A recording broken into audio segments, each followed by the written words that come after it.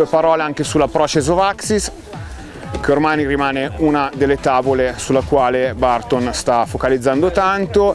È un'ottima tavola, adatta a tutti, sia al professionista che al principiante.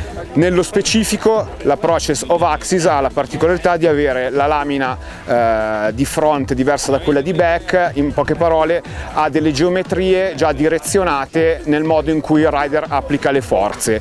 Lo shape di questa tavola è un pure pop camber, quindi abbiamo un camberino centrale con la parte esterna flat prima che le punte si rockerino. In poche parole permette al rider di avere la prestazione del camber ma con la facilità o la permissività di un flat dopo la porzione di camber.